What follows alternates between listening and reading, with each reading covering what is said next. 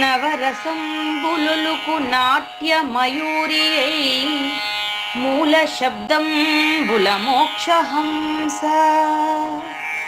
నవరసంబులుకు నాట్య మయూరియై మూల శబ్దంబుల మోక్షహంస.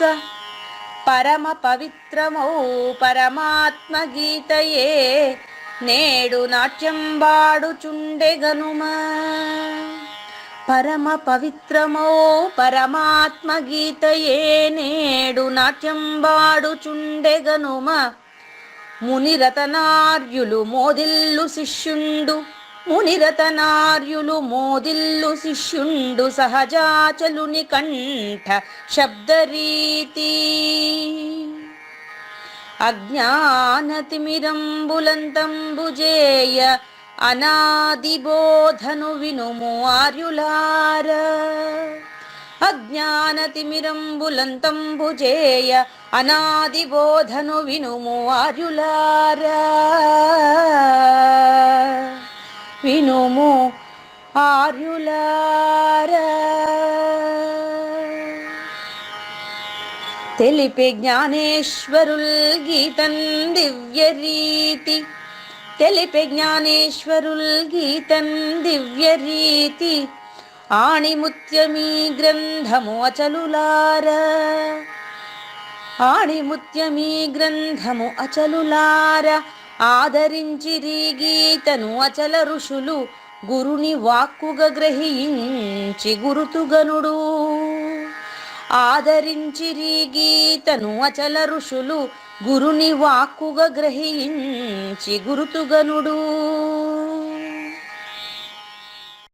హరి ఓ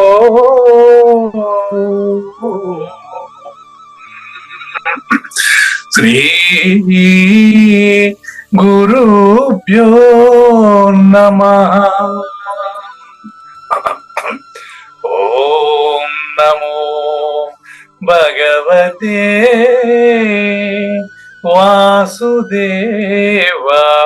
వాసుదేవాయ. ఓం నమో నారాయణాయ. ఓం నమః శివాయ.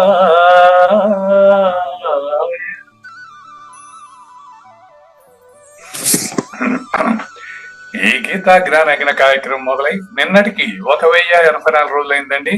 ఈ రోజు 1085వ రోజు. ఈ గీతా జ్ఞానయజ్ఞ కార్యక్రమం సంకల్పించి నిర్వహిస్తున్న శ్రీ విద్యాసాగర్ గురువు గారికి, శ్రీ వెంకటేశ్వర గురువు గారికి శ్రోతలందరి తరపున ధన్యవాదాలు, వందనాలు. ఈనాటి కార్యక్రమంలో పాల్గొన్న ఆత్మస్వరూపులైన శ్రోతలందరికీ కైవల్యాసనం తరపున, అలాగే శ్రీ శివరామ దీక్షితుల వారి అచల యూట్యూబ్ ఛానల్ తరపున హృదయపూర్వక స్వాగతం, వందనాలు. గురుదేవులు సహజాచల రాజయోగి శ్రీ పూజారి వెంకటేశ్వర గురువు గారిని కార్యక్రమం ఆరంభించమని కోరుతున్నానండి. సర్వము గురువుమయము, సర్వము గురువుమయము. భవరోగ వైద్యుడతడని తెలియుము, సకల విద్యల నిలయము. దక్షిణామూర్తి అతడని తెలియుము. మూగవాణి మాటను, ఈ మూగవాణి మాటను శ్రోతలు కోటలు దాటింతురు. గురు కృపా సిద్ధితోనే నేనెంత ఆనందముందినానో. నిజయోగి శ్రీకృష్ణుడు, నిజ భక్తుడైనట్టి అర్జునుడు. వీరి సంవాదామృతం జనులార మన పాలిట అమృతం. వేదవ్యాసుడు దీనిని జనుల యద వికసించునట్లుగాను మహాభారతమందున వెలిగించే కోటి సూర్యుల వెలుగుతో నిత్య సత్య శాశ్వతమైన పరిపూర్ణంలో లేకనే జరుగుతున్నట్లుగా మనను భ్రాంతి కొలుపుతున్న పవిత్రమైన శ్రీమద్ భగవద్గీత జ్ఞానేశ్వరీయ జ్ఞానయజ్ఞంలో ఈరోజు 1080వ రోజు, అంటే కలియుగం ప్రథమ పాదం, క్రీస్తు శకం 2024 ఫిబ్రవరి 23వ తేదీన మనము గీతా సారాన్ని తెలుసుకోబోతున్న సమయంలో శిష్యుడే గురువుగా అపరోక్షం చెందినటువంటి శ్రీకృష్ణ దేశికేంద్రుల 216వ కందపద్యంతో శ్రోతలందరికీ సాదర స్వాగత సుమాంజలి. శ్రీ గురుభ్యో నమః. శ్రీమద్భాగవత కృష్ణదేశిక ప్రభువులు రచించిన 292 కందార్థ దరువులు సంపూర్ణంగా జ్ఞానయజ్ఞంలో రోజుకొకటి చొప్పున వ్యాఖ్యానించబడిన విషయం శ్రోతలకు విదితమే. ఈ కందార్థ దరువులను రచించిన 19 సంవత్సరాల వరకు అవి ముద్రణకు నోచుకోలేదని, వాటిలోని నిగూఢ భావాలను మరింత స్పష్టం చేస్తూ రచయిత క్షరాక్షరోపాధి ద్వయదోషరహిత పరమతత్వ కందములు 261 రచించారని, తదుపరి సద్గురు శుభాశీస్సులతో ఈ రెండూ కలిపి ఒకే పుస్తకంగా ముద్రించారని పెద్దలు చెప్పగా విన్నాం. పుస్తకం ఇప్పుడు మన భక్తులతో చాలా మంది దగ్గర ఉంది. ఈ కందపద్యాలు భగవద్గీతకు ఉత్తర గీత వలె సద్గురు భక్తులకు కందార్థ దరువులలోని ఎన్నో సమస్యలకు సమాధానమై విలసిల్లుతోంది. ఎంతో ఉపయోగకరమైనటువంటి ఈ కందపద్యాలను రోజుకు ఒక్కొక్కటి చొప్పున వివరించాలని అడిగిన ప్రత్యక్ష శ్రోతల కోరిక మేరకు జ్ఞానయజ్ఞంలో శ్రీకృష్ణ పరమాత్మ సందేశానికి ముందే ప్రతిరోజు కృష్ణ ప్రభువుల దర్శనం మహద్భాగ్యంగా భావిస్తూ ముందుకు వెళదామా? మనము మన పెద్దలందరూ చనుదేరక మునుపు వారు చనినన్ గల ఈ ఘనమును గని మనమేగిన చనదు గదా మనను బోలి సార విచారా. టైటిల్ చూడండి. 209వ కందపద్యం నుండి శిష్యుడే గురువుగా. శిష్యుడే గురువుగా 209 నుంచి మనం చూస్తున్నామండి. శిష్యుడే గురువుగా అన్నప్పుడు మీరు గురువు నేను శిష్యుడు అంటామని అట్టు కాదండి. గురువు అని నాకంటే వేరే ఇంకొకటి వేరుగా ఉన్నారనుకున్నాం కదా. ఇప్పుడు శిష్యుడిలో ఉండేటువంటి గురువు శిష్యునికి వేరుగా ఉండే గురువు కాదు. శిష్యుడే గురువుగా, శిష్యునికి గురువు కాదు. శిష్యుడే గురువుగా అపరోక్షం చెందిన పరిస్థితిని మనకు కృష్ణ దేశికేంద్రులు తన 216వ కందపద్యంలో కొనసాగిస్తున్నారండి.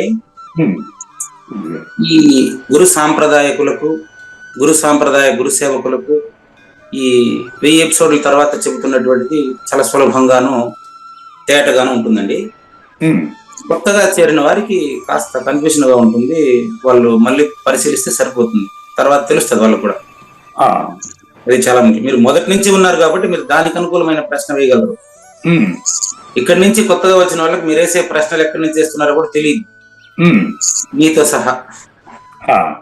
అదే విషయం. ఇప్పుడు మీరు ఏం ప్రశ్న అయిపోతున్నారు తర్వాత మీకు ఎట్లా తెలుస్తుంది చెప్పండి చూద్దాం. తెలియదు. నేను ఇప్పుడు విచారణ మొదలు పెడితే మీరు నాలోకి వస్తారు, నేను మీలో ఉంటాను. దాన్ని మీరు అపరోక్షం చెంది దాంట్లో నుంచి ప్రశ్నిస్తారు. అంతేనండి. మీ ప్రశ్న లేనిదే నా సమాధానం లేనిదే. అవును. అది తెలిసింది లేని వాడికి తెలిసింది అంటే వాడు అశరీరుడే. విచారణలో ఎప్పుడు గురువు తీరుతాడు. విచారణలో ఎప్పుడు గురువు ఉండి తీరాల్సిందే. అది శిష్యుడికి మాత్రమే. చూడండి, విచారణలో గురువు ఉండి తీరాల్సిందే అనేది శిష్యుడికి అండి.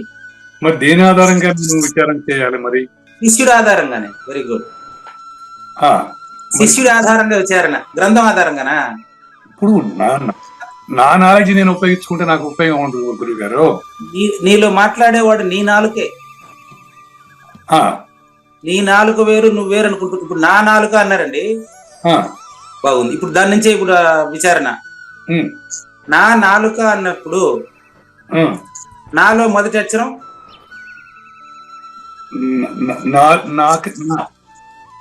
నేను, నాకు, దాంట్లో నకారమే కదా.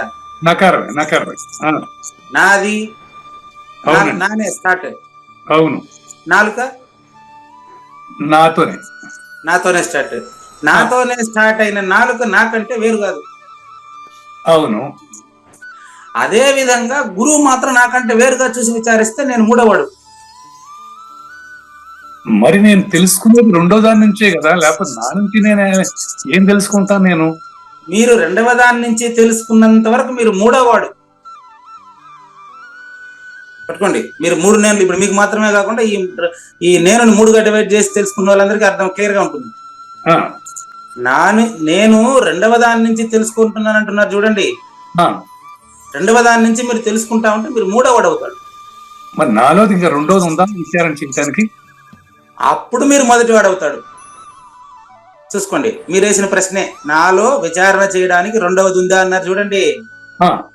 ఆ ప్రశ్నకు సమాధానం మీరు మొదటి వారు కనుక మీలో విచారించే కావూరు నాగేశ్వర ప్రసాద్ లేనిదే మీరు, అది మొదటి నేను, దాన్ని శరణు కోరమని తర్వాతి శ్లోకంలో చాలా క్లియర్ గా ఎక్స్ప్లెయిన్ చేస్తారు కృష్ణ పరమాత్మ.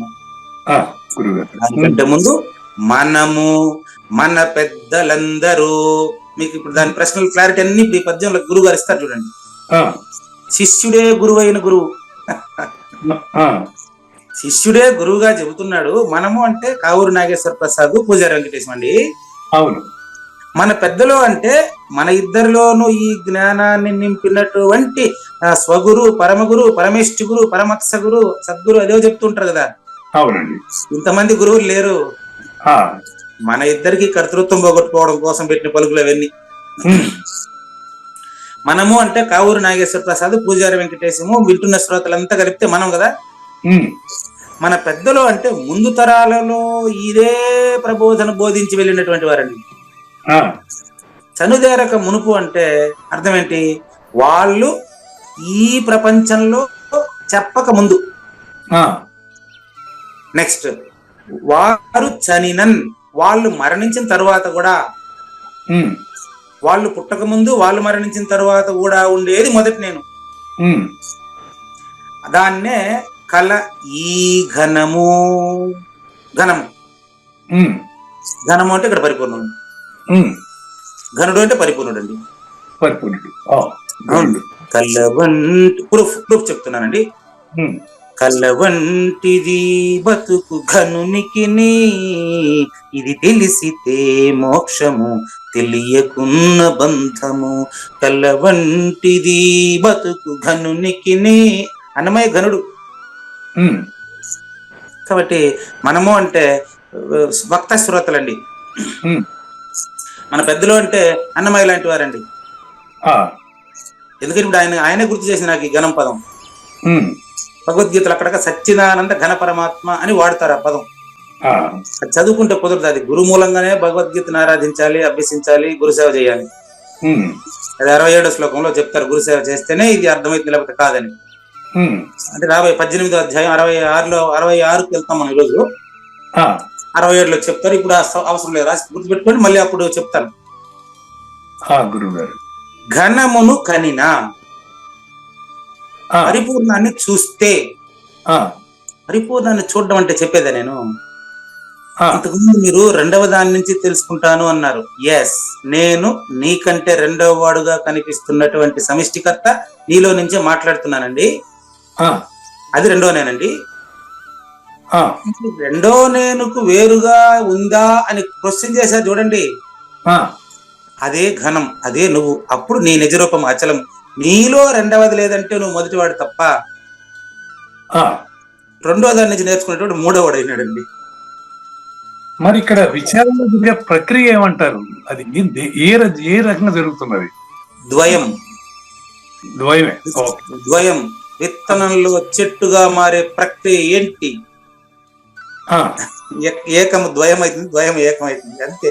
ప్రక్రియ ఏముంది? ఇంకా సమాధానం రాగానే అది ఏకమైపోద్ది.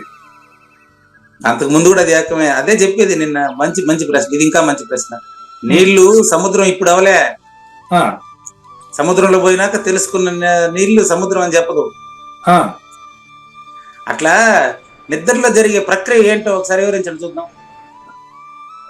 నిద్రలో ప్రక్రియ ఏదంటూ ఏముండదు, అది నిద్రపోవటమే అంతే. ఇది కూడా అట్లాంటిది. అదే మిమ్మల్ని చెప్పమన్నాం అనుకో, ఇప్పుడు కరెక్ట్ గా చెప్పారు మీరు ఆన్సర్. మీరు ఇంతకుముందు ఏం చెప్పేవారు తెలుసా? మీరే ఘనుడు అనడానికి ప్రూఫ్ ఏం తెలుసా? నిద్రలో ఎందుకు జరగదు గురువు గారు? శ్వాసక్రియ జరుగుతుంది, గుండె కొట్టుకుంటా ఉందని చెప్పేవాళ్ళు మీరు. అప్పుడు మీరు చెప్పిన సమాధానం ఇది. అంటే నిద్రలా నాకు శ్వాస జరుగుతుంది, గుండె కొట్టుకుండా ఉంది అనేది మెలకువలో చెప్పే మాట. అవును. మీరు పరిపూర్ణుడుగా చెప్పే మాట ఏం మాట తెలుసా? మీరు చెప్పిందేనండి నాకు ప్రూఫ్. మీరు పరిపూర్ణుడుగా మీరు చెప్పే మాట ఏం తెలుసా?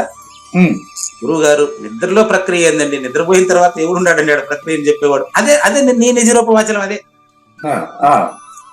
ఘనమును కని అందులో మనమంతా ఉండవా? అది ఊహు అనేది కూడా నువ్వు ప్రేక్షకులకి, శ్రోతలకి, ప్రత్యక్ష శ్రోతల అవగాహన కొరకే. ఊహు అనేది కూడా అటు లేదు. అదేనండి. అదే నువ్వు అక్కడ రెండోది లేదు. అవును. అది తెలిసి గన మన మేగిన శిష్యుడే గురువుగా, అది గుర్తుపెట్టుకోవాలి. అప్పుడప్పుడు చెప్తా ఉండేది కృష్ణప్రభు కల్పించిన శిష్యుడు.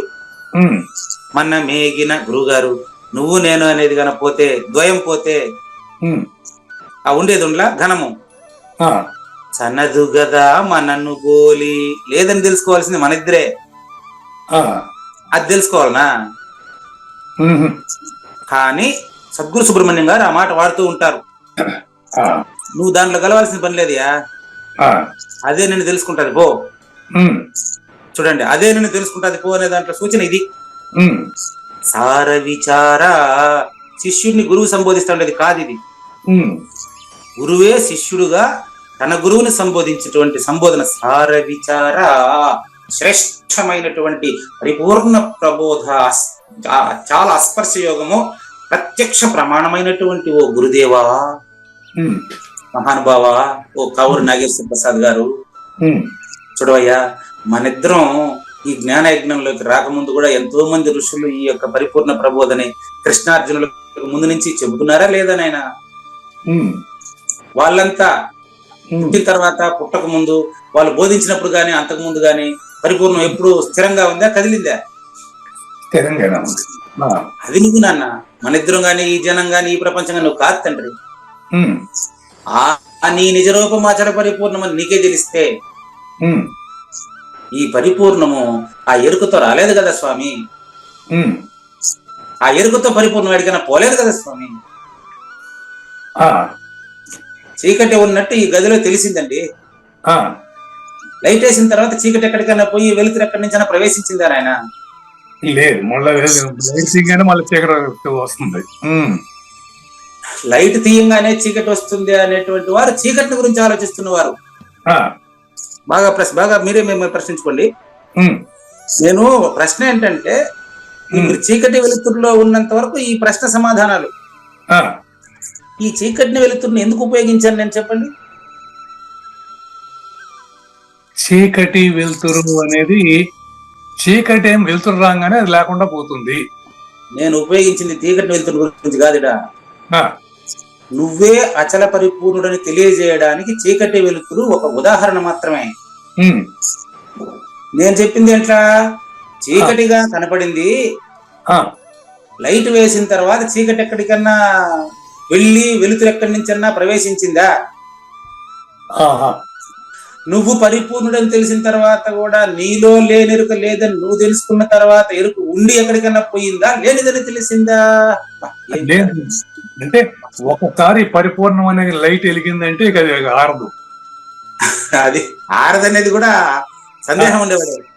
అదే పరిపూర్ణమైన లైట్ వెలిగిన తర్వాత ఎలిగినోడు కనపడడు, అది పరిపూర్ణం. కనపడుతుంటారా? మళ్ళీ ఆడేం చూస్తాడు మళ్ళీ? అదే ఏం లేదండి, నేను మీ ప్లేస్ లో ఉంటే అదే ఆన్సర్లు ఇస్తాను.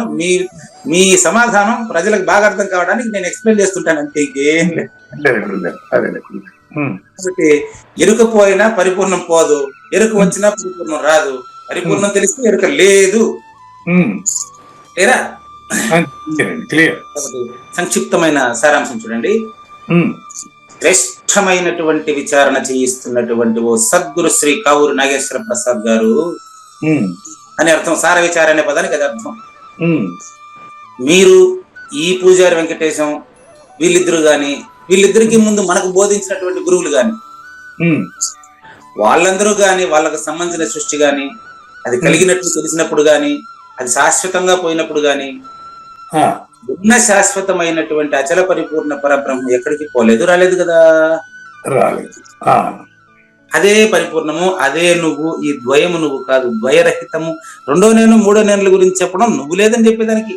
ఉమ్, నేను లేదని చెప్పేదానికి రెండో నేను మూడో నేనులు కానీ మొదటి నేను గురించి చెప్పేదానికి చెప్పేటోడు ఉండడు. అదేనండి. ఉమ్, దీన్ని కృష్ణార్జునుల పేరుతో ఉమ్, సాక్షాత్తు జ్ఞానేశ్వరి ఎలా తెలియజేశారో మనకు 18వ అధ్యాయం శ్లోకం నెంబర్ 65లో ఇప్పుడు ఇద్దరిని చూస్తున్నాం. అలా గురుగారు. ఈ శ్లోకం మనకు అర్థం కాదేమోనని గురువు గారు మన జ్ఞానేశ్వరియే శ్రీకృష్ణ పరమాత్ముడే శ్రీ జ్ఞానేశ్వరి అయి ఉమ్, శ్రీకృష్ణ పరమాత్ముడే జ్ఞానేశ్వరిగా మళ్ళీ ఈ యొక్క 18వ 65వ శ్లోకానికి గురు శిష్య సంవాదాన్ని కల్పించారు. ఉమ్, అందులో భాగంగా మనం నిన్న తెలుసుకుంటున్నామండి. చూడండి, మన్మనాభవ మద్భక్తో మద్యాజీ మాం నమస్కురు మామే వైష్యసి సత్యం తే ప్రతిజానే ప్రియోసి మే. దీనికి ఏకభక్తి అనన్య భక్తి అనే శీర్షికలతో ముందుకు వస్తున్నాం. ఉమ్, ఈరోజు ఇది కంప్లీట్ అవుతుంది. ఆ, గురుగారు. ఈ ఉమ్, శ్లోకం ఈరోజు పూర్తి అవుతుందండి. ఆ, ఇంకా మనకు 40 నిమిషాలు ఉంది. ఆ 40 నిమిషాల్లో ఇది గురు శిష్య సంవాదం జరుగుతుంది. అలాగే. ఉమ్, మీకు ఇప్పుడు అడిగినట్లుగానే మీరు ఎక్కడెక్కడ మీకు చిన్న చిన్న సందేహాలు వెంటనే మీరు సహకరిస్తూ వస్తే ఇది చాలా తేటగా ప్రపంచానికి వివరించబడుతుందండి. ఆ, గురుగారు. అచల పరిపూర్ణం అనేది కాలుని హరించి వేయగలదు అని నిన్న మనం ముగించాం. అవును, విశ్వము అనేది విశ్వసించబడేది మాత్రమే. అవును. ఈ అచల పరిపూర్ణత తెలిసిన వెంటనే లైట్ వేసిన తర్వాత చీకటి హరించబడినట్టు చీకటి చచ్చిపోతుంది అని అర్థమా? అది దానంతట అది పోతుంది, చచ్చిపోతుంది అనేది కాదు. అదే విధంగా అచల పరిపూర్ణత తెలిసిన వెంటనే ఎరిగిన ఎరుక దానంతట అదే లేనిదగును. ఆ, ఇక్కడ ఉన్నామనండి మనం. ఉమ్, మరి అట్టి దేవుడనగు నేను మొదటి నేను ఉమ్, ఇది గురువాక్యం అండి. ఇవన్నీ అవునండి. ఆ, సత్య సంకల్పుడనయ్యుండి అంటే సత్యములోనే సంకల్పం. ఆ, నేనే అచల పరిపూర్ణుడు, నేనే పూజారి వెంకటేశంగా మీకు తెలుస్తున్నా. ఆ, అలా తెలిసినప్పుడు మీరు కూడా అదే అవుతారు. ఆ, మరి నేను ఎందుకు మాట్లాడుతున్నానో నీకు తెలుసా? ఉమ్, జగత్ కళ్యాణమునకై ఉమ్, నేను ఎప్పుడూ ప్రయత్నం చేస్తున్నట్టు నీకు కనిపించినప్పటికీ ఆ, నిన్నంతా ఒట్టేసి చెప్పుతున్నా, నీ మీద ఒట్టేసినా నా మీద ఒట్టేసినా అని చెప్పినప్పటికీ ఆ, నాయన ఇక నేను శబదాలు చేయడం ప్రతిజ్ఞలు చేయడం ఇవంతా నిరర్ధకమగు ప్రయత్నమే తండ్రి. ఉమ్, ఎందుకంటే ఈ ప్రయత్నాలన్నీ పరిపూర్ణలు ఉన్నాయా? ఆ, కానీ ఓ కావూరి నాగేశ్వర ప్రసాద్ గారు, ఉమ్, నీ ప్రేమ వలన నీ ప్రశ్నల లోతు వలన ఉమ్, నేనెంత ఎర్రోడినైనా అని చెప్పు. ఉమ్, మాటి మాటికి నేను పూజారి వెంకటేశం అని నీ కోసం చెబుతున్నాను తప్ప ఉమ్, నేను మొదటి నేను కదయ్యా. ఉమ్, నా దేవత్వం అనేటువంటి భూషణాన్ని కూడా తీసేసి నేను అచల పరిపూర్ణుడు అనే విషయాన్ని కూడా మర్చిపోయి ఉమ్, నువ్వు అడిగిన ప్రశ్నలకల్లా వాటి వెనకాల వచ్చి మళ్ళీ నేను ఎత్తుకొచ్చి గట్టించుకుంటాను కదయ్యా. ఉమ్, నేను ఈ వెర్రితనంలో నేను అచల పరిపూర్ణుడు అనే విషయాన్ని బయట బారేసి ఉమ్, అది అచల పరిపూర్ణుడై ఉండి కూడా నీ ప్రశ్నలు వెనకాలనే వస్తున్నా నేను.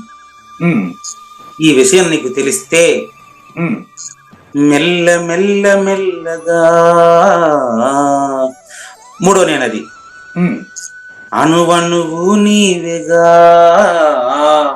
అట్టాగు నేను అట్టాగు ఉమ్, అణువణువు నీవేగా నిజమని మెల్లగా నిజము తెలిసితే లేదనేది లేదుగా. ఇప్పుడు నువ్వే పరిపూర్ణుడు నీకు తెలుస్తా. చూడండి, ఉమ్, కావూరి నాగేశ్వర ప్రసాద్, ఇందువల్ల నేను పరిపూర్ణుడు అనే విషయం పక్కన పెట్టి నీలో సగమై అర్ధనారీశ్వర తత్వమై నీలో నుంచి ప్రశ్నించింది నేనే నాయన. ఉమ్, ఎన్నిసార్లు మీరు నేను ఇంక స్పష్టంగా నేను ప్రశ్నించను, నేను గుమ్మనుంటాను, మీకు జ్ఞాన యజ్ఞానికి భంగం కలగనివ్వనని చెప్పారు కదా. ఆ, అది మీరు తెలుసుకోవాలనే జిజ్ఞాసలో భాగమే. ఉమ్, నీవు నా స్వరూపుడైనావు. ఇప్పుడు ఉమ్, నేను అట్లాంటి మాటలు రావు. ఉమ్, ఎందుకంటే నేను ఇప్పుడు నీలో సగం నాయన. ఉమ్, నువ్వు మద్రూపుడు నగుట వలన, నీవు మొదటి నేను అని తెలియడం వలన ఆ, నీ చదువుకోండి, నీవు పరిపూర్ణుడై నాగేశ్వర ప్రసాద్ పోతివి. ఆ, అది చూసుకోండి మీరు, నేను చదువు అవును అవును. నీవు ఘనుడు, ఉమ్, నీవు అన్నమయ్యగా అపరోక్షం చెందావు. చూడు ఏమని అన్నమయ్య చెప్పిన పలుకు కాబట్టి ఆయన ఉపయోగిస్తున్నానంత. అన్నమయ్య లేదు, నువ్వు లేదు, నేను లేదు, ఉండేది ఎప్పుడు ఉంది అది నువ్వు. ఉమ్, కళ్ళ వంటిది బతుకు ఘనునికి అది అన్నమయ్య రాసిన పాట. నువ్వు నేను అంటే ఇప్పుడు 4-5 మంది అవుతారు. ఇది అవును అవును గురుగారు. అన్నమయ్య లేదు, నువ్వు లేదు, ఆ, నువ్వే నా రూపుడు అంటే మద్రూపుడు అంటే మొదటి నేను. ఉమ్, దాన్నే శరణ కోరమని తర్వాత సపరేట్ శ్లోకం కూడా ఉంది. ఉమ్, మరి ఇప్పుడు నువ్వు పరిపూర్ణుడవై కావూరి నాగేశ్వర ప్రసాద్ గా పోతివి. ఉమ్, కావూరి నాగేశ్వర వెనకాల నువ్వు పోయినవా? లేదు.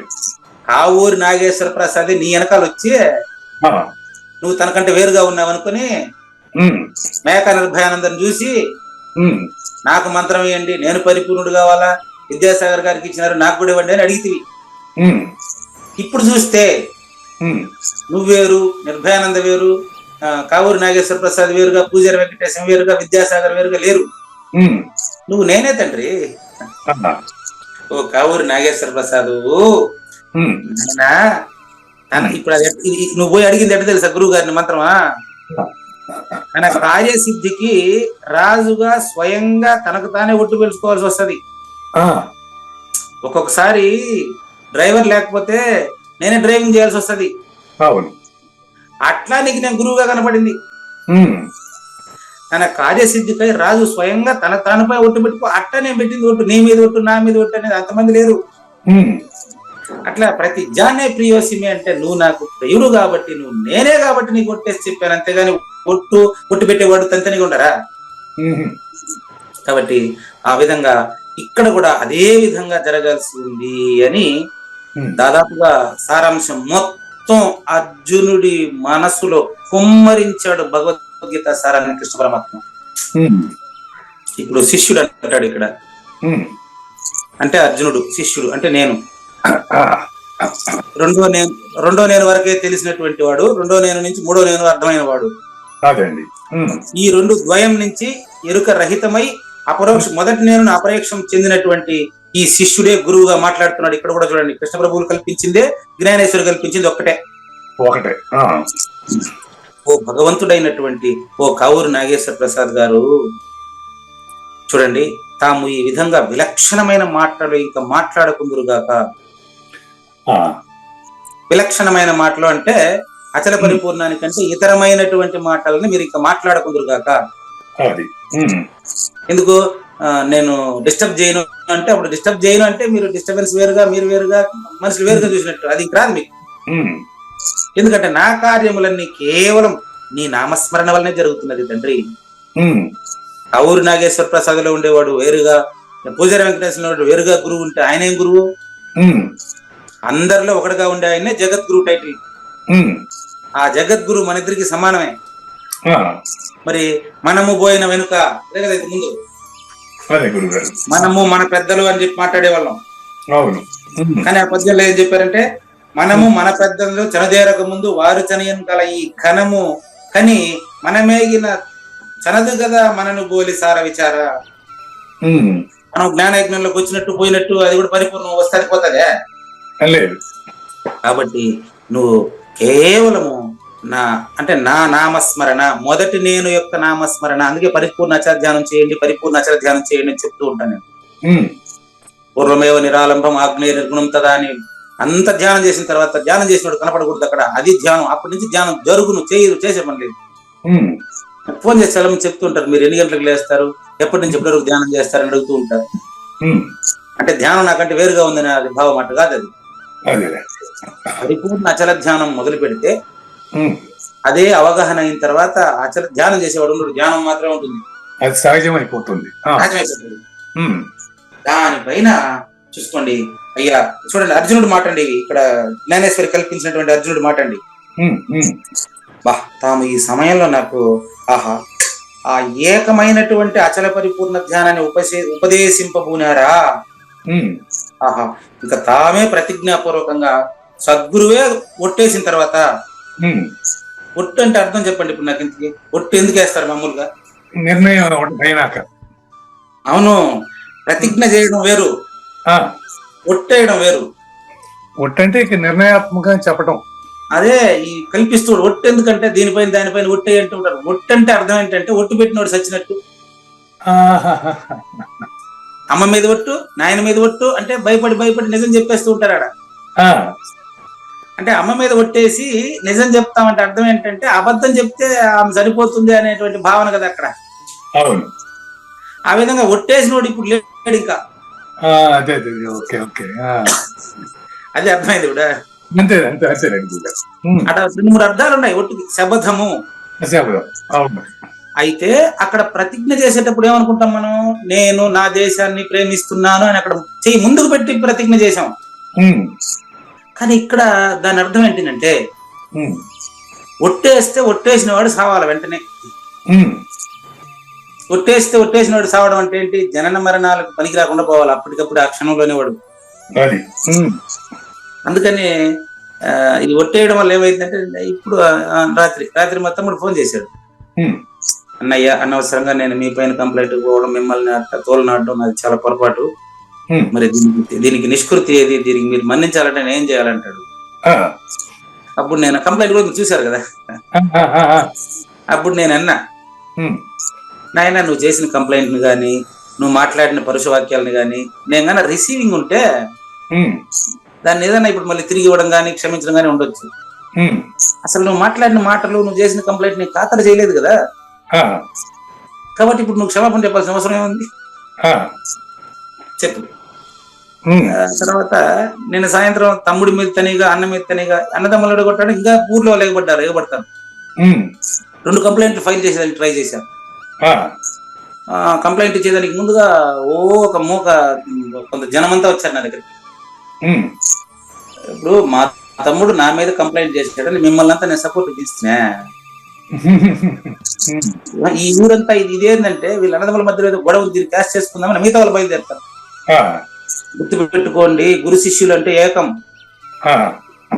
ఈ గురువుల శిష్యుల మధ్య గొడవలు పెట్టి ఇది పెద్ద వ్యాపారంగా చేస్తున్నారు సమాజంలో. గుర్తు పెట్టుకోండి, నేను సబ్జెక్ట్ పక్కన తప్పడం లేదు, చూసుకోండి. ఇంపార్టెంట్ అనుభవ జ్ఞానం. మా తమ్ముడు నా మీద కంప్లైంట్ చేశాడు, మా తమ్ముడి మీద నేను కంప్లైంట్ చేసుకుంటాను. మిమ్మల్ని ఎవరు పిలిచారు ఇక్కడ? ఫోన్ చేసి మా తమ్ముడితో మాట్లాడుకోండి, మా తమ్ముడికి ఫోన్ చేసి చెప్పురా వెళ్తా అని చెప్పిన. వాడే మాట్లాడాడు వాళ్ళతో. ఈ విషయాలంతా నేనే పరిష్కరించుకుంటాను, పోలీస్ స్టేషన్ కానీ మా ఆయనకు కానీ ఎలాంటి సంబంధం లేదు, మీరు ఎవరు మా ఆయన దగ్గరికి పోవాల్సిన అవసరం లేదని వాడే చెప్పాడు వాళ్ళందరూ. వాడు ఎవరెవరినైతే ఇక్కడికి పంపించినాడో, ఎవరెవరు ఏ ప్రభావం, అన్నదమ్ముల మధ్య గొడవ ఉందని తెలిస్తే దీన్ని క్యాష్ చేసుకునే దానికి ఊరంతా వచ్చేస్తారు. కాబట్టి వాడికి ఫోన్ ఇస్తే వెంటనే ఏంది మీరు అన్నదమ్ములు ఏంది, నిన్నంతా మా ఆయన దగ్గర పోయి తీసుకో, మా ఆయన నాకు సంబంధం లేదు, మా ఆయన దగ్గరికి పోండి, అందరూ పోయి వసూలు చేసేటంత వసూలు చేయడం అంటే ఈరోజు మళ్ళీ నేను చూస్తానంటే నువ్వు ఇస్తావో లేదా చెప్పండి. మా తమ్ముడిని అంటే ఇష్యూ ఇప్పుడు మీకు అవసరం లేదనుకోండి, మనకి ఇక్కడ అవసరం లేదు, ఎక్కడ పోగొట్టుకున్నాం అక్కడే రాబట్టుకోవాలి. ఇప్పుడు అదే పోలీస్ స్టేషన్ లో మా తమ్ముడు నా మీద కంప్లైంట్ చేసినాడని వాడి మీద నేను చేయాల్సిన కంప్లైంట్ పెడితే ఇది ఏమైతుంది, ప్రేమను ద్వేషంతో జయించేది అవుతుంది. మా తమ్ముడి పైన నాకు ఉండేది ప్రేమ, వాడికి నా మీద ఉండేది కూడా ప్రేమే. ఇంపార్టెంట్ నోట్ చేసుకోండి, మా తమ్ముడికి నా మీద ఉండేది ప్రేమ, మా తమ్ముడి పైన నాకుండేది ప్రేమ. కానీ ఇద్దరికీ ప్రేమే ఉంది, మధ్యలో ద్వేషం అనేది దాని ఏమంటాం మాన్యత. నా మీద ద్వేషం అనేది మీకు లేదు, మీ మీద నాకు కానీ నా మీద మీకు కానీ ఉండేది ప్రేమ. అది నిజానికి ప్రేమ. స్నేహం చేయకుండా ప్రేమ విలువ తెలియదు. మీరు నాతో జ్ఞానయజ్ఞం ప్రారంభంలో స్నేహం చేశారు. ఆవూరి నాగేశ్వర ప్రసాద్ గారు పూజారి వెంకటేశ్వరతో చేసింది స్నేహం. 18 అధ్యాయాల సారాంశంలో ఇది ప్రేమగా మారింది. దీన్ని విశ్వ మానవ ప్రేమ అంటారు. ఇప్పుడు మీరు ప్రపంచంలో తల్లి విడిచినటువంటి బిడ్డలందరికీ మీరే తల్లి, తండ్రి లేని పిల్లలందరికీ మీరే తండ్రి, ప్రపంచంలో ఏ ప్రశ్నకైనా మీరే సమాధానం. అట్లా మీరు తయారైనారు ఇప్పుడు. లేకపోతే గాఢ నిద్రలో ఏముంటుందంటే ఏముండదు అన్నారు. ఈ రోజు ఇదే ప్రశ్న ఎన్నోసార్లు వేసాను, ఇదే జ్ఞానయజ్ఞం.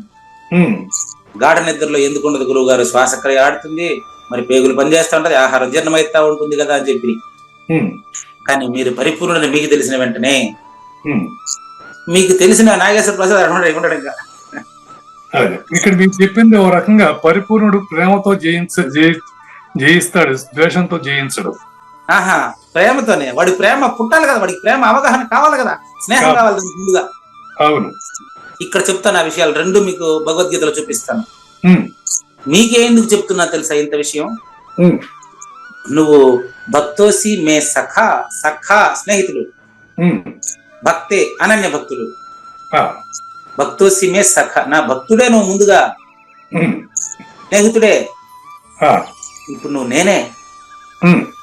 జ్ఞానిత్వాత్మైవ మే మతం, అచల పరిపూర్ణ జ్ఞాని నేనుగా గుర్తించండి. మొదటి నేనుగా గుర్తించండి. మొదటి నేనుగా నువ్వు గుర్తించిన క్షణమే నువ్వు మొదటి నేను. తక్షణమే అయ్యమేవ సద్యో ముక్తి అన్యథా భ్రమ కారణం. దీనికి ఇతరమైందంత భ్రమే. అప్పుడు అశరీరం సర్వదా అస్తి, శరీరం రహితం. ఇప్పుడు రహితం కాలే శరీరం మీకు, సదా శరీరం రహితం. మీరు సదా సుషుప్తి అవస్థ వంటి అచల పరిపూర్ణాన్ని గుర్తిరిగినారు గాన మీకు శరీరం ఎప్పుడూ లేనిదే. అది ఇయమేవ సత్యం, అయమేవ కొన్ని చోట్ల, ఏయమేవ కొన్ని చోట్ల, ఇదమేవ కొన్ని చోట్ల వాడారు దీక్షితుల వారు. అయమేవ అంటే అదే మోక్షం, ఇయమేవ అంటే ఇదే మోక్షం. ఇప్పుడే ఈ క్షణమే నువ్వు మోక్ష స్వరూపుడు నాన్న. కాబట్టి గుర్తుపెట్టుకోండి, దాన్ని ఒట్టేసి చెప్పడం అంటే అది అర్థం. అక్కడి నుంచి దూరం ప్రయాణం చేసాం మనం. నెక్స్ట్ కొనసాగిస్తాను, జ్ఞానేశ్వరి యజ్ఞాన్ని కొనసాగిస్తాము. చూడండి, మీ వినోదంతో కూడి ఉన్న ఈ లీలకు శిష్యుడే గురువై మాట్లాడుతున్నాడు కదా అర్జునుడు. మీ వినోదంతో నిండి ఉన్నటువంటి ఈ భగవద్గీతామృతాన్ని పంచడం అనేటువంటి లీలకు ఏదైనా మర్యాద ఉండునేమో తెలుసుకొనగోరుతున్నాను. అవును కదా, మీకు కర్త కర్మక్రియ లేదు, మీరు కార్యకారణ అతీతుడు కదా. మీరు నాకు భగవద్గీత బోధించడం వల్ల ఉపయోగం ఏమి అని మీరు అడిగారు కదా. ఎందుకు అచల పరిపూర్ణుడు బోధించాలి అని అడుగుతున్నారు కదా, చాలాసార్లు అడిగారు. ఇప్పుడు అడగరు అనుకోండి. సూర్యప్రకాశమునందలి ఒకే అల్పాంశం ఎందుకు అని దానికి ప్రశ్న కూడా ఆన్సర్ ఆయన ఇచ్చేస్తున్నాడు. ఆన్సర్ ఇస్తాను ఇప్పుడు. పరిపూర్ణ బోధ మీరు నాకు ఎందుకు చేస్తున్నారు తెలుసా? అదేంటండి, మీరు నాకెందుకు నేను మీకు చేస్తున్నా, మీరు నాకు చేస్తున్నారు, మీరే గురువు నేనే శిష్యుడు అని చెప్పి ఇంతకుముందు అనేవాళ్ళు. మీరు ఆపి ఇప్పుడు అనడం లేదు. కారణం ఏంటి తెలుసా? తర్వాత వచ్చేటటువంటి మకరంద బిందు బృందాన్ని ఆస్వాదించాలనుకుంటున్నారు మీరు. ఇంకా ప్రబోధలో లీనమవుతున్నారు. యథామృతంలో తడిసి ముద్దై ఇంకా వచ్చేటువంటి బిందువుని నేను తీసుకోవాలని గాని ఇక్కడ నేను డిస్టర్బ్ చేయకూడదని మీరు అనుకుంటున్నారు. ఇందు నిమిత్తమే సంపూర్ణంగా ఇప్పుడు మీరు ప్రకటమవుతున్నారు నాయన. ఇప్పుడు చెప్తాను చూడు, నేను ఎందుకు నీకు బోధించాననేది నువ్వు అడగకుండానే చెప్పేదే. ఆన్సర్ చెప్తాను, కరెక్ట్ గా పట్టుకుంటావా? చూడయ్యా, ఒక కమలాన్ని సూర్యుడు ఎందుకు వికసింపజేస్తున్నాడంటే ఏం సమాధానం చెప్తాడు సూర్యుడు? చెప్పు. ఆన్సర్ వచ్చేసినా? అవునండి. ఒక కమలాన్ని ఎందుకు వికసింపజేస్తున్నాడు సూర్యుడు అంటే సమాధానం ఉందే నా దగ్గర? లేదు. మరి మీ పైన కంప్లైంట్ చేసినటువంటి మిమ్మల్ని తోలనాడుతున్నటువంటి రాజారావుని మీరు ఎందుకు ప్రేమిస్తున్నారని ఇలా నిరంజన అడిగితే ఏం సమాధానం ఉంది నా దగ్గర? ఆయనే వాడికి ఒకసారి కాలు మొక్కు పాద నమస్కారం చేస్తూ తన సేవను ప్రకటిస్తూ గ్రూప్ లో ప్రకటిస్తూ ఉంటాడు. ఈళ్ళ నిరంజన ఎవరు అనుకునేరు? గురుదేవా గురుదేవా అనేసి ప్రశ్నిస్తూ సాష్టాంగ నమస్కారం చేస్తుంటాడే మన ఈ గ్రూప్ లో, జ్ఞానానికి ప్రత్యక్ష శ్రోతల గ్రూప్ లో వారు వేసిన ప్రశ్న. మీరు గాని కుడిపూడి నాగేశ్వరరావు గాని ఈ రాజారావుని పట్టుకొని ఎందుకు మీరు సద్గురుని ప్రబోధిస్తే నాకు అర్థమే కాలేదంటాడు. ఇప్పుడు అర్థమైన వాడు ఆడ ఉండడు. ఇంకా ఇప్పుడు సూర్యుడు కమలాన్ని వికసించగా చేయగలడు గాని రెండో దాన్ని వికసింప చేయలేడు. అదే కలుపుని వికసింప చేయలేడు. బా, ఏం క్లారిటీ అండి మీ దగ్గర. అదే మరి ఇప్పుడు నాకు మీరు శ్రీకృష్ణ పరమాత్మ సమాధానం చెప్పి లేదు గురుగారు, మీరు చెప్పిందే. లేదండి, సూర్యుడు కమలాన్ని వికసింపజేయగలడు కానీ పక్కనే ఉండే కలువని వికసింపజేయలేడు. సాధ్యం కాదు. ఆ విధంగా మనం పోయేసి రాజారావుని వికసింపజేయాల్సిన అవసరం లేదు. చంద్రుడు వస్తాడు వికసింపట్లేదు చెప్పు, అది చెప్పు.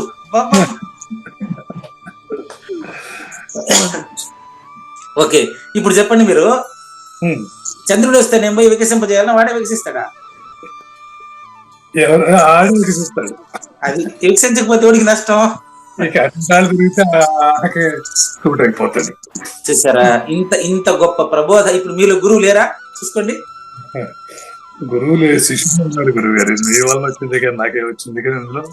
గురువు లేకపోతే శిష్యుడు ఎట్టుంటాడు చెప్ప? మీలో ఉండే గురువు శిష్యులు ఇద్దరు లేరు, మీరున్నారు, అదే గురువు. అది ఎట్లా ప్రూఫ్ అంటే, ఇప్పుడు నేను ప్రూఫ్ చేస్తున్నాను కదా. ప్రూఫ్ ఏంటంటే ఇక్కడ ఉదాహరణ మాత్రం నేను చెప్పాను. శిష్యుడి వైపు నుంచి ఉదాహరణ కూడా మీరు చెప్పేశారు. గురువు వైపు నుంచి ఉదాహరణ, శిష్యుడే గురువు అయినా నేను చెప్తే, సూర్యుడు కమలాన్ని వికసింపజేస్తాడు. ఎందుకు వికసింపజేస్తాడంటే ఏం చెప్పలేము అని పరిపూర్ణ ప్రబోధ నేను చెప్పాను మీకు. అవును, క్లియర్. మీరేం చేశారు? పక్కనే ఉండే కలువ ముడుచుకుంటా, అది వికసించదు. మరి రాజారావు అట్టంటి వాడు కదా, వాడిని ఎవరు వికసింపజేసేది మీరు అడిగిరి. మళ్ళీ పరిపూర్ణ బోధ వచ్చింది అక్కడ కూడా. మరి చంద్రుడు వస్తే వాడిని ఇంకొకరు వికసింపజేయాలనా? ఇందులో ఉన్నప్పుడు పరిపూర్ణం ఏం చేయలేదు. అంత ఏం చేయదు, కానీ వాడు పరిపూర్ణ తెలిసిన తర్వాత వాడు ఏం చేయాల్సిన అవసరమే ఉంది. మీ ప్రశ్నకు మీ సమాధానం అది ఇది. అంతేనండి, ఎరుకు వాడికి పరిపూర్ణ ఎఫెక్ట్ ఏం పడదు. కనుక ఇందు నిమిత్తమే అతడు సంపూర్ణంగా కావూరు నాగేశ్వర ప్రసాద్ గురువుగాను, పూజారి వెంకటేశ్వర కూడా గురువుగాను ప్రకటమగుతున్నాడు.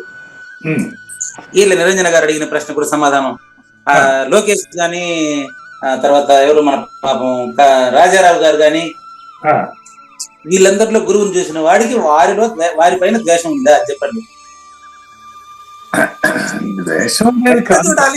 ఎట్లా చూడమంటారా? ఎలా చెడుని చెడుగా చూడాలి, మంచిని మంచిగానే చూడాలి. తప్పదు, అది తప్పదనేది కావూరు నాగేశ్వర ప్రసాద్, మీరు కాదు. అంటే ఇప్పుడు మీరు విషయం మంచి విషయం చెప్తున్నారు, దాన్ని ఆస్వాదిస్తున్నా కదా గురువు గారు. మీరు చెప్పేది మంచి విషయాలే, ఆస్వాదిస్తున్నాను. అవునండి, ఆస్వాదిస్తే మీరు మంచివారు, ఆస్వాదించకనే ఆస్వాదిస్తే మీరు పరిపూర్ణులు. అక్కడ రెండోది ఉండదు. ఇక అప్పుడు అతను చెప్పింది కూడా నేను ఆస్వాదిస్తూ మొదలెడితే నేను పిచ్చాడి కింద అవుతాను. అది సూచన. ఇప్పుడు మీరు చెప్పింది సూచన. భూమి యొక్క తాపము చల్లారుటే కాకుండా, ఇప్పుడు కావూరు నాగేశ్వర ప్రసాద్ అనేటువంటి ఎరుక రహితమే కాకుండా మీరే పరిపూర్ణులు అనే విషయం కూడా ఎట్టా ప్రకటమవుతుంది అనేది దానికి ఉదాహరణ చెప్తున్నాడు జ్ఞానేశ్వరి. ఇప్పుడు వర్షం వస్తే భూమి మాత్రం చల్లారుతుందా? సముద్రం అంతా కూడా నిండుతుందా? చూడండి. వర్షం వస్తే భూమి చల్లారడమే కాదు, మన పక్కన ఉండే చెరువు కూడా నిండిపోతుంది, నిండుతుంది. అట్లా నువ్వు ఎరుగు పోగొట్టుకోవడానికి వచ్చావు. ఎరుగు పోగొట్టుకోవడమే కాదు, మీరు పరిపూర్ణని కూడా తెలుసుకుంటారు.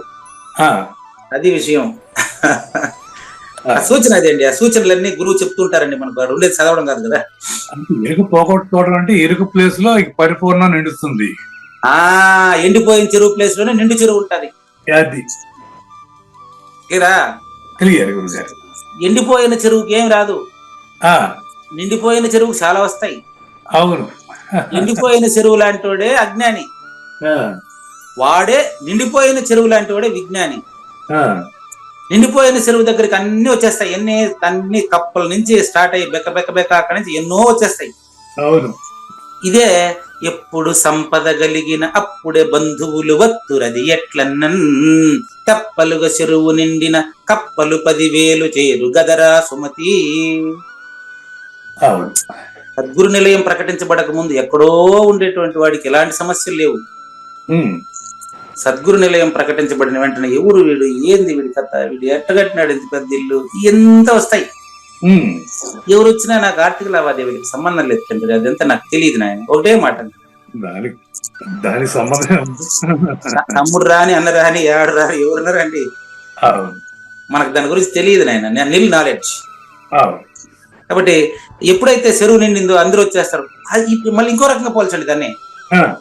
మన ప్రబోధలు ఎట్లా అంటే, ఎప్పుడైతే వాడికి అచల పరిపూర్ణ జ్ఞానం అబ్బిందో దాన్ని తెలుసుకోవడానికి శిష్యులంతా వచ్చేస్తారు. ఇంకా మీరు చెప్పింది ఒక భావం అదే నిజమే. ఇప్పుడు మళ్ళీ అదే రెండు రకాలుగా, భౌతికంగాను మరి ఆధ్యాత్మిక రెండు రకాలుగా ఎక్స్ప్లెయిన్ చేస్తున్నాను. అంటే గురువు దగ్గరికి శిష్యులు చేరతారు కానీ ఒక శిష్యుడి దగ్గరికి 10 మంది గురువులు చేరరు. ఒకవేళ చేరినప్పటికీ ఇప్పుడు చేరుతున్నారు అనుకోండి, అలా ఎట్లా చేసినప్పటికీ అది నిలవదు, శాశ్వతం కాదు అది. కాదు. అదేవిధంగా అదే ప్రకటన వాళ్ళకి క్లాసులో ఉంటారు. కుప్పంలో అవధూత స్వామి ఆశ్రమంలో ఏదో పూజ ఉంది చెప్పారు ఇవాళ. నాకు టైఫాయిడ్ తీవ్రం కావడం వల్ల నేనేం చేశాను, నిన్న కూడా 2-3 గంటలు పగులు పడక వచ్చేసింది నాకు. అదే వచ్చేసింది ఫీవర్. అదే గురుగారు. అందుకని నేను ట్రైన్ ప్రయాణం ఇప్పుడు మంచిది కాదు, నాకు బస్సు ట్రైన్ ప్రయాణం మంచిది కాదు. కాబట్టి అవధూత ఆశ్రమం పీఠాధిపతులు మన్నించాలి. బుక్ చేసిన టికెట్ ఈ క్లాస్ అయిన వెంటనే క్యాన్సిల్ చేసింది. అలాగే ట్రైన్ బుక్ చేశారు. ఎరుకాతే తెరకలే స్వామి ఉంటారు ఇక్కడ, దీంట్లోనే క్లాస్ లో వింటుంటారు. దయచేసి బుక్ చేసిన ట్రైన్ క్యాన్సిల్ చేసేయండి, పూజారి వెంకటేశాన్ని మన్నించండి. ఏంటంటే నేను కుదరదు ఇంకా. నిన్న మధ్యాహ్నం డిపార్ట్మెంట్ లోనే 2 గంటలు అట్టే పడుకునేసింది. అటే ముంచేస్తుంది ఆ ఫీవర్, ఎప్పుడు వస్తుందో తెలియదు. అందుకని ఇంకా నేను ఒంటరిగా రైలు ప్రయాణం, ఒకరికి టికెట్ బుక్ చేసి ఉంటారు. ఒంటరిగా రైలు ప్రయాణం మంచిది కాదు. మళ్ళీ ఎక్కడెక్కడ వచ్చి సల్లు అయ్యింది, ఇబ్బంది పడే ప్రాబ్లం. కాబట్టి దయచేసి నేను రాకపోయినా వచ్చినట్టుగా భావించండి. పల్లపోతుల పుల్లయార్యుల శిష్య పరంపర, వేముల రామయారుల శిష్య పరంపర ఉన్నారు కాబట్టి గురు పూజను ఘనంగా జరిపించి నేను రాకపోయినా ఉన్నట్టుగా భావిస్తారని కోరుకుంటున్నాను. దయచేసి క్లాస్ అయిన తర్వాత టికెట్ క్యాన్సిల్ చేసేయండి. నెక్స్ట్ మళ్ళీ జ్ఞానేశ్వరి ఎక్స్ప్లెనేషన్ వచ్చానండి. చూడండి, ఎప్పుడైతే వర్షం వచ్చిందో ఆ వర్షము చెరువు నిండడమే కాకుండా అది భూమిని తడపడమే కాకుండా చెరువు అంతా కూడా నిండిపోతుంది.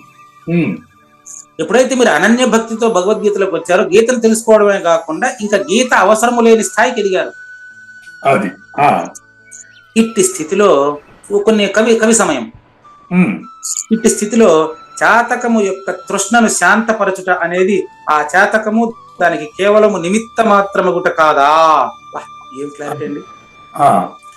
చాతక పక్షి అంటే వర్షం వస్తేనే నీళ్ళు తాగుతుందంట, అది వర్షం వస్తేనే. మిగతాప్పుడు గుమ్మన ఉంటుందంట. అట్లాంటి పక్షి లేదండి. అచల పరిపూర్ణ ప్రబోధంతో మాత్రమే మీరు తృప్తి పొందేవారు అని కవి సమయం అండి. ఏం తెలిస్తే దీని కవి సమయాలు చెప్తాను చూడండి. ఏమి తెలిస్తే ఇంకేమీ తెలియాల్సిన అవసరం లేదు, దాన్ని తెలుసుకోవడానికి మాత్రమే మీరు వచ్చారు అని అది తెలిసిన తర్వాత అది మీరేనని కూడా తెలిసిపోయింది. ఇది దాని అర్థం అండి. నీ నిజ రూపం అచలము కావున ఓ కరుణానిధి, దాతలలో శ్రేష్ఠుడైనటువంటి ఓ శ్రీకృష్ణ పరమాత్మ తాను ఇప్పుడు చూపే ఔదార్యానికి నేను కూడా కేవలం నిమిత్త మాత్రం కదా. చూడండి, నేను కూడా నిమిత్త మాత్రుడు కానా అంటే అర్జునుడు కూడా నిమిత్త మాత్రమే భగవద్గీతకు అని జ్ఞానేశ్వరి అయి పలుకుతున్నాడు కృష్ణ పరమాత్మ. పూజారి వెంకటేశం కూడా జ్ఞానేశ్వరికి నిమిత్త మాత్రుడే కదండి. మరి కావూరు నాగేశ్వర ప్రసాద్ కూడా నిమిత్త మాత్రమే కదండి. సద్గురువు నుంచి ఏది అందాలనో అది ఎవరికి అందాలనో అందేస్తుంటుంది. నిమిత్త మాత్రులే కానీ ఈ యాక్టివిటీ జరిగేది మరి జరగాల్సిన వర్తనం జరుగుతుంది. జరిగేది ఏం లేదు. తేనె పట్టు అనేది దాన్ని పిసుకుతారు, పిండుతారు, తేనె జూరుకుంటారు కదా. అది దాన్ని బాగా పట్టి పిసికేది ఆ తేనె రేడ పైన ప్రేమ చేతనా. తేనె రేడను పట్టి పిండితేనే తేనె కారుతాది కదా. అవును, దాన్ని పిండేది ఎందుకు? దానికి నొప్పి కలిగించేదానికి, దానిపైన కసియా ప్రేమ ఎందుకు పిండుతారు దాన్ని చెప్పండి. నన్ను ప్రశ్నించేది కూడా మీరు అందుకే కదండి. నన్ను ప్రశ్నించేది కూడా మీరు గురుదేవుల సారాంశాన్ని నా నుంచి జుర్రుకోవడానికే. నన్ను మీరు ప్రశ్నించడం పట్ల మీకు ఏదైనా ఒరుగుతుందనే, అంటే మీకు ఏదైనా తెలియబడుతుందనే ఉద్దేశంతోనే తప్ప నా మీద ప్రేమతో గానీ, నా మీద అంటే పూజారి వెంకటేశం పైన ప్రేమతో గానీ, పూజారి వెంకటేశం పైన ద్వేషంతో గానీ కాదు కదండి. కాదు. అదే విధంగా ఈ చాతక పక్షి వర్షపు నీటికి నిమిత్త మాత్రం, చాతక పక్షి ఎదురు చూసినట్టుగా మీరు అచల పరిపూర్ణ సూచన కోసం ఎదురు చూశారు. ఇప్పుడు అది మీరే నేను తెలిసిపోయింది. కాబట్టి నేను మీకు నిమిత్త మాత్రుడిని, పూజారి వెంకటేష్ నిమిత్త మాత్రుడు అని అర్థం. వెంటనే గురువు గారు ప్రారంభించేశారండి. ఇక్కడి నుంచి గురువు అండి. వివేకానంద స్వామి రామకృష్ణ వారికి శిష్యుడు. మరి ఆయన వలన అది ప్రచారం అయిందంటే నిమిత్త మాత్రుడే కావచ్చు, కానీ మళ్ళీ ఆయనలో ఏదో ఒక రకమైనటువంటి కారణభూతమైనటువంటి శక్తి లేదంటారా? శక్తి క్షేత్రం ఒకటేనండి. అదే అంటున్నప్పుడు మీరు రాసుకోండి. నిమిత్త మాత్రం మీరు చెప్తా, రాసుకోండి. శక్తి, ఆ, శక్తుడు, ఆ, రెండిట్లో మొదటి అక్షరం ఒకటే. అవును. పార్వతి పరమేశ్వరుడు మొదటి అక్షరం పానే. ఆ, శక్తి శక్తుడు ఒకటేనండి. ఒకటే. మీరు అడిగిన ప్రశ్న వివేకానంద నరేంద్రనాథుడుగా వచ్చి రామకృష్ణ పరమహంస గదాధర చటోపాధ్యాయుని అడిగారండి. ఆయన అడిగినప్పుడు ఆయన నేను ఎక్కడనో దేవుడిని చూపిస్తానని చెప్పినాడా, నీవే దేవుడు అన్నాడా?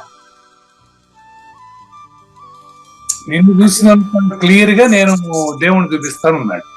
కాదు కాదు కాదు, బాగానండి. ఆయన మళ్ళీ ఇప్పుడు చదవండి, అది మీరు రామకృష్ణ కథామృతం చదవండి, వివేకానంద స్వామి స్టేట్మెంట్ చదవండి.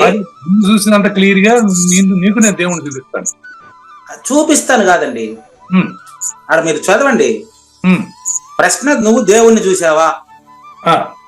చూశాను. ఎక్కడా? నువ్వుగానే. కావూరు నాగేశ్వర ప్రసాద్ని ఎట్ట చూస్తున్నాను? దేవుడిగానే చూస్తానయ్యా. దేవుడుగానే. కావూరు నాగేశ్వర ప్రసాద్ని దేవుడిగా చూసేవాడు దేవుడే, వాళ్ళిద్దరు కాదు. కాదు. ఇది రామకృష్ణ పరమహంస ఆ రోజు చెప్పింది. మనకు అర్థమైంది అట్ట, ఇప్పుడు అర్థమైంది ఇట్ట. కాబట్టి ఇంతలో ఇప్పుడు మీరు చెప్పినట్టు శ్రీకృష్ణ పరమహంస కావచ్చు, శ్రీ రామకృష్ణ పరమహంస కావచ్చు, ఎవరైనా కావచ్చు, గురువు స్టార్ట్ చేశారండి బోధ. మళ్ళీ చూడండి, ఇంకా 10 నిమిషాలు ఉంది, 10 నిమిషాలకి ఇది కంప్లీట్ అవుతుందండి.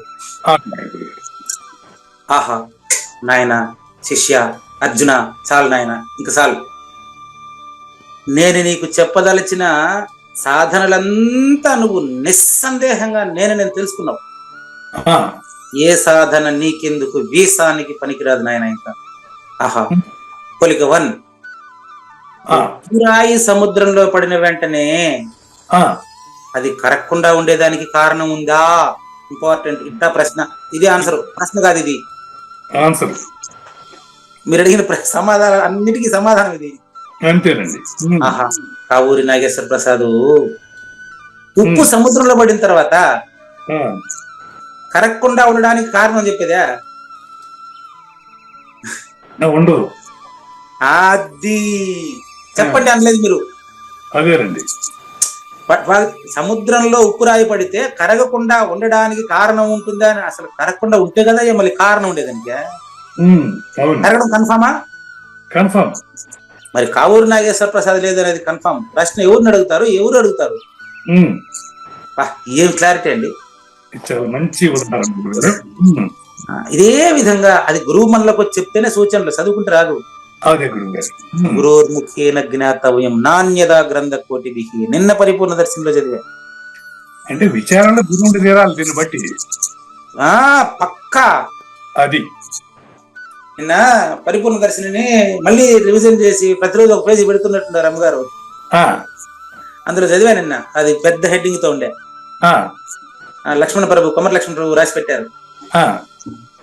గురోర్ముఖేన జ్ఞాతవ్యం నాణ్యత గ్రంథ కోటి బిహి అన్నట్టుగా గురువు ప్రాధాన్యాన్ని ఈ పరిపూర్ణ దర్శని చెప్పినంతగా ఇంతవరకు ఏ గ్రంథంలోనూ చెప్పలేదు అని చెప్పి రాశాడు ఆయన. అవునండి, గురు ప్రాధాన్యం ఎప్పుడూ ఉంది. అదే ఆ ప్రాధాన్యత పరిపూర్ణ దర్శనంలో వివరించబడింది. ఆయన చెప్పడం ఇదే ఈ మాట. అవునండి, వివరించబడి. కాబట్టి వస్తుకోటి ఎందుండేటువంటి నా స్వరూప భక్తి జనిస్తే, నువ్వు నీలో గురువు నువ్వు చూస్తే మళ్ళీ శిష్యుడి గురువే. అన్ని విషయాలందు నీ మనసులో పరిపూర్ణ బుద్ధి జనిస్తుంది. అస్పర్శ యోగమే జరుగుతుంది. అస్పర్శ యోగం అంటే దాన్ని చేయట అనరు. నీ దేహాభిమానం పూర్తిగా నాశనం అవుతుంది. కాదు, దేహి దేహాభిమానం రెండు ద్వయం బోయ. అంతేనండి, ద్వయం బోయ. నువ్వే ఏకం, నువ్వే పరిపూర్ణుడు. ఉన్నది ఒకటే. అదే నేను మొదటి నేను అవుతున్నావు. నువ్వు అవుతున్నావా? నువ్వే అయ్యేది పోయేది లేదు. నేను ఈ విధంగా నేను నీకు కర్మ ద్వారా తిన్నగా కర్మయోగం అని మొదలుపెట్టి 2 అధ్యాయాల భగవద్గీత పూర్తి చేశా. 2 అధ్యాయాలు పూర్తి చేసిన భగవద్గీతను చిన్నగా కర్మయోగం అని, జ్ఞాన యోగం అని, కర్మ సన్యాస యోగం అని, ఆత్మ సంయమ యోగం అని, జ్ఞాన విజ్ఞాన యోగం అని, విశ్వరూప దర్శన యోగం అని, భక్తి యోగం అని, క్షేత్రజ్ఞ విభాగ యోగం అని చెప్పుకుంటా వచ్చి సాధన అనే అంతస్తు పైన నా ప్రాప్తి వరకు చెప్పేశా. ఇప్పుడు నీకు నేను ప్రాప్తించాను కాబట్టి నువ్వు లేవాడా. మొదటి నేను ప్రాప్తించిన తర్వాత రెండో నువ్వు లేవు. లేదు. అవును. ఓ కావూరు నాగేశ్వర ప్రసాద్, ఈ నిరంతరం ముందుకు సాగుతుండేటువంటి నడక యొక్క క్రమం ఎట్టిదంటే గురు పరంపర. ఉమ్, ఈ క్రమంగా సాగుతుండేటువంటి నడక యొక్క క్రమం ఎట్టిదంటే కర్మలన్నీ నాకర్పిస్తే ఉమ్, మొదటి నేనుకు ఉమ్, ఇది. తర్వాత 66 శ్లోకానికి దాన్ని ముగింపు శ్లోకం అంటారండి, సారాంశ శ్లోకం అంటారండి, ఉమ్, ఫలశ్రుతి ఫలిత శ్లోకం అంటారండి. ఉమ్, 18వ అధ్యాయం 66 శ్లోకానికి ఇప్పుడు పునాది వేస్తున్నాడండి. ఉమ్, దాని కనెక్షన్ ఇది. ఉమ్, నా భావనల చిత్తము శాంతము మరియు ప్రసన్నం అయిపోతుంది మీకు. ఉమ్, నా భావన, మొదటి నేను భావన వలన. ఉమ్, అందుకే 3 నేనులుగా భగవద్గీతలో ఎక్స్ప్లెయిన్ చేసుకుంటూ వచ్చింది దానికి. ఉమ్, మొదటి నేను భావన కలిగిందనుకో ఉమ్. ద్వయ భావన చిన్నగా సన్నగిల్లుతుంది. అవును, జ్ఞానం వస్తే అజ్ఞానం ఉండదు. చిన్న ఉదాహరణ చెప్తాను. ఉమ్, ఒక గాజు గ్లాస్ పెట్టండి, గాజు గ్లాసు, ఉమ్, అందులో కొవ్వొత్తి వెలిగించండి. పొట్టిగా గ్లాస్ హైట్ కంటే పొత్తిగా ఉండే కొవ్వొత్తి వెలిగించండి. ఆ, దానిపైన ఒక పుస్తకం పెట్టండి, ఆ, పుస్తకం తీసేయండి, బాగా వెలుగుతుంది. ఉమ్, ఆ పుస్తకం పెట్టేయండి. అంటే ఈ పని అంతా చీకట్లో చేయండి. ఆ, చీకట్లో మీరు ఒక గాజు గ్లాస్ పెట్టి అందులో కొవ్వొత్తి పెట్టి గాజు గ్లాస్ కి సగం హైట్ ఉండే కొవ్వొత్తి వెలిగించండి. ఆ, అందులో ఒక వెలిగించిన తర్వాత దానిపైన ఒక బుక్ పెట్టండి. ఉమ్, ఇప్పుడంతా వెలుతురుంది కదా, ఉమ్, వెలుతురుంది కదా, ఏళ్ళ పుస్తకం మోయండి. వెలుతురుండేటప్పుడు మీకు కొవ్వొత్తి కనిపిస్తుంది, గ్లాస్ కనిపిస్తుంది, నీ పుస్తకం కనిపిస్తుంది, నువ్వు కనిపిస్తావు, అన్ని కనిపిస్తూ ఉంటాయి. అవును. ఇప్పుడు మీరు పుస్తకం దానిపైన మోయండి. ఉమ్, దీపాన్ని ఆర్పాల్సిన అవసరం లేదు. లేదు. గాజు గ్లాసులో ఉన్నటువంటి ఆక్సిజన్ మండేంత వరకు, సహకరించినంత వరకు మండుతుంది. మళ్ళీ తర్వాతకి అది ఆరిపోతుంది. ఎన్నగా దీపం మారిపోతుంది కదా. ఉమ్, ఇప్పుడు వెలుతురు కనపడదు కాదు, ఉమ్, వెలిగిన దీపం కూడా కనపడదు. అవును. అవునా? అవును. వెలిగిన దీపం కూడా కనపడదు, కొవ్వొత్తి కనపడదు, గ్లాస్ కనపడదు, ఏమి కనపడదు. ముందు నువ్వు కనపడవు. నిన్ను చూడు నువ్వు చూద్దాం, కనిపిస్తావేమో, కనపడదు. అగ్నిలో ఏది కనపడదు. కానీ నువ్వు ఉండవలేదా? అవును. నువ్వు ఉండవలేదంటే ఉండండి, మళ్ళీ కొవ్వొత్తి వెలిగిస్తానంటావా? అయ్యి నేను ఉన్నాను, నేనే కదా మాట్లాడేది. అవును. అదే పరిపూర్ణత. అట్టే ఉదాహరణ అండి ఇది. అవునవును. అజ్ఞానంలో మనం ఏది కనపడదు. అజ్ఞానం ఏది కనపడదు. కానీ ఇప్పుడు నేను అజ్ఞానం ఏది కనపడలేదు ముందు. ఇప్పుడు నువ్వు జ్ఞాని అయిన తర్వాత, జ్ఞానాతీతుడు అయిన తర్వాత, నువ్వు ఉన్నానని చెప్పేదానికి నీకు జ్ఞానం కొత్త కావాలన్నా నేనే అని చెప్తావు లేదా? అంతే అంతే అంతే. అదే నాయన, మీరు దాన్ని అన్వయం చేసుకుంటే సరిపోతుంది. అంతే. కాబట్టి చూసుకోండి, ఈ జ్ఞానం ఏదైతే ఉందో దీన్ని మనిషి నా స్వరూపంతో కలిసి ఏకరూపుడు కావడం అంటారు. దీన్ని ఏకరూపుడు కావడం. ఓకే. ఏకాత్మ పంచకం అని రాస్తాడు, బంగారం ఆభరణం అన్నట్టుగా మన రమణ మహర్షి. అవునండి. 5 శ్లోకాలు 8 శ్లోకాలు ఉంటాయి మొత్తం మీద. 5 శ్లోకాలు. ఏకాత్మ పంచకం అంటే 5 శ్లోకాలు అర్థం. ఏకాత్మ పంచకం. అందులోనే ఇదంతా ఉందండి. గీత సారాంశం అంతా రమణ మహర్షి ఏకాత్మ పంచకంలో ఉంటుంది, ఉపదేశ సారంలో ఉంటుంది, అన్నమయ్య ఒకే కీర్తనలో ఉంటుందండి. కాబట్టి మరి అప్పుడు నాతో కలిసి నువ్వు ఏకరూపుడు కావడం అంటే నేనే నువ్వు అని తెలియడం అని అర్థం. కాబట్టి కావూరు నాగేశ్వర ప్రసాద్ గారు ఆ స్థితిలో సాధ్యము సాధన సాధించినవాడు ఏం ఉండదు ఇక్కడ. కాబట్టి నువ్వు కర్మలన్నింటినీ నిరంతరం నాకు అర్పిస్తూ ఉండు, నాకు అర్పించు, మొత్తం నాకు అర్పిస్తూ ఉండు. అప్పుడే నీకు నా ప్రసన్నత నీకు ప్రాప్తించేది. నా ప్రసన్నత నీకు ప్రాప్తించాలంటే ఎక్కడి నుంచో తీర్థయాత్రల ద్వారా దాని ద్వారా పొందేది కాదు. నీ ప్రవర్తనలో నన్ను పెట్టుకోవయ్యా. మొదటి నేను ప్రకారం ప్రవర్తించవయ్యా. అవునండి. అవును. ఈ ప్రసన్నత నీకు మరి ఈ ప్రసన్నత సామర్థ్యం, ఈ ప్రసన్నతే సద్గురు. ప్రసన్న కథా కలితార్థయుక్తి నిర్ణయ కవిత గుణంలో మొదటిది. ఈ ప్రసన్నత వల్ల నీకు బంధాలన్నీ నాశనం అయిపోతాయి. నేను ఒక్క మారు నీపై ముగ్ధులైనాను, ఈ యొక్క భగవద్గీత అనేటువంటి యథామృత వర్షం కురిపించాను. ఇక నువ్వు ఎన్నటికీ నీకు జనన మరణాలు లేవు. నేను పొందడం వల్ల ఇంకేమీ పొందాల్సిన అవసరం లేదు. అది నువ్వు ఇప్పుడు పొందావు. దాని ద్రాష్టాంతాలే ఈ గీత. ఈ గీతను నీకు అనేక రకాలుగా బోధించాను. ధర్మ భ్రాంతి పూర్తిగా నశింపజేశాను. ఇంకా ధర్మానికి అతీతమైన సూచన రేపు ఎపిసోడ్ లో చేస్తాను.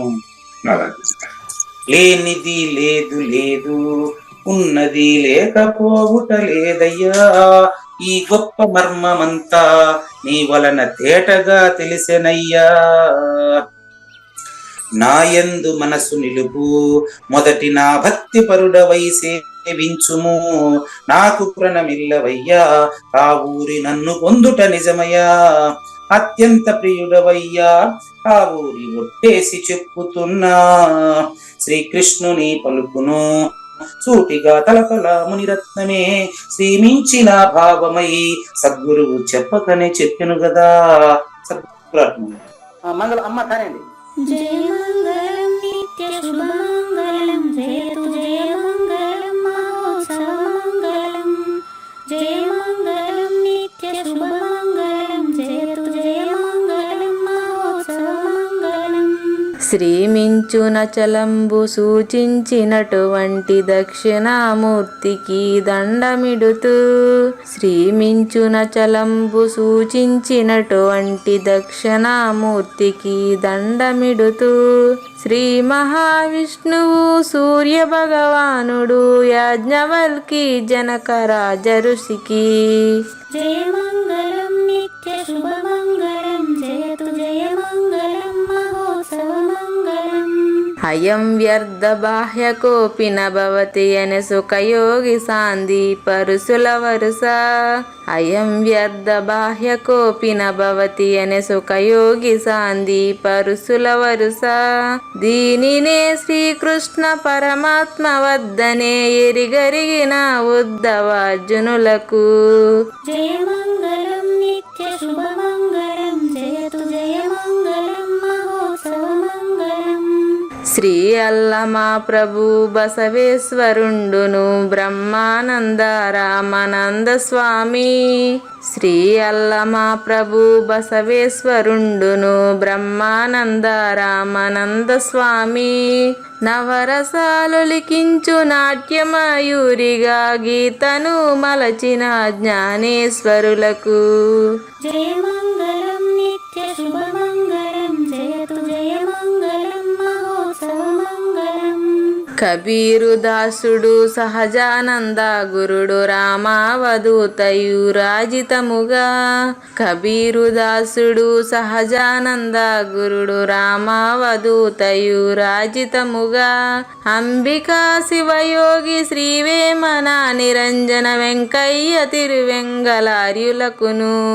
జయ మంగళం నిత్య శుభమంగళం జయతు జయ మంగళం మహోత్సవ మంగళం.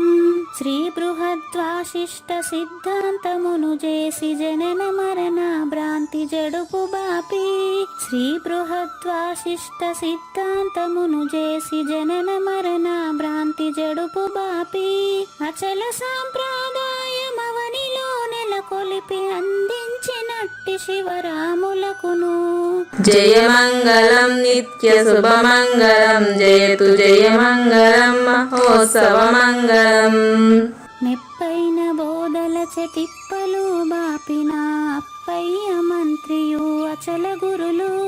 మెప్పైన బోధల చెతిప్పలు బాపిన అప్పయ్య మంత్రియు అచల గురులు.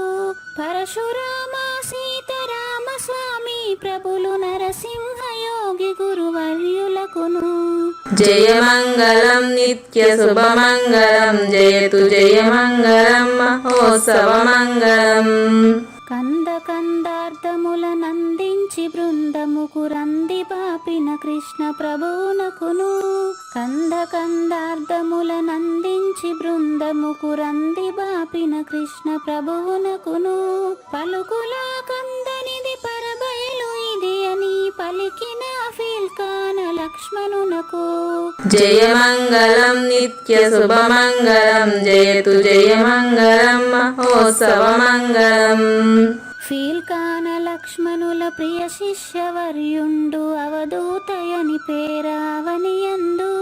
ఫీల్కాన లక్ష్మణుల ప్రియ శిష్యవర్యుండు అవధూతయని పేరావనియందు. పాఠాలు నేర్పించి పీఠాలు ఏర్పరచి శంఖబాపిన వెంకటేశ్వర వధూతకు. జయ మంగళం నిత్య శుభమంగళం జయతు జయ మంగళం మహోత్సవ మంగళం.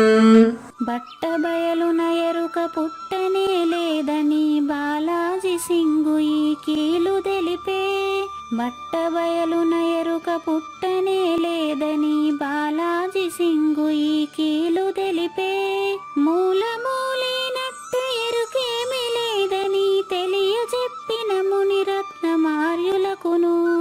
జయమంగళం నిత్య శుభమంగళం జయతు జయమంగళం మహోత్సవమంగళం. నరస్వప్నము వంటి సురస్వప్నమిది అని పరిపూర్ణ దర్శినిని ప్రకటపరచి నరస్వప్నము వంటి సురస్వప్నమిది అని పరిపూర్ణ దర్శినిని ప్రకటపరచి సహజాచల రాజయోగి సద్గురు కృపచ సాంప్రదాయక గురుల సరసన జేరే జయమంగళం నిత్య శుభమంగళం జయతు జయమంగళం మహోత్సవమంగళం. నిష్కల్మషానంద నిజ గురుని శిష్యుండు లింగమూర్తి లిపిని పొందుపరచి నిష్కల్మషానంద నిజ గురుని శిష్యుండు లింగమూర్తి లిపిని పొందుపరచి కార్వేటి నగరము పురవాసుడైనట్టి పూజారి వెంకటేశునకంకితం బిది జయమంగళం నిత్య శుభమంగళం జయతు జయమంగళం మహోత్సవమంగళం. జయమంగళం నిత్య శుభమంగళం జయతు జయమంగళం మహోత్సవమంగళం. జై సద్గురు ప్రభు మహారాజ్ కి జై. జై గురుదేవ్ అండి. శ్రోతలందరి తరపున వెంకటేశ్వర గురువు గారు ధన్యవాదాలు చెప్తూ శాంతి మంత్రం. పూర్ణమదః పూర్ణమిదం పూర్ణాత్ పూర్ణముదచ్యతే పూర్ణస్య పూర్ణమాదాయ పూర్ణమేవ అవశిష్యతే. ఓం తత్సత్. ఓం శాంతి శాంతి శాంతి. హరి ఓం. న తద్భాసయతే సూర్యో న శశాంకో న పావకః యద్గత్వా న నివర్తంతే తద్ధామ పరమం మమ.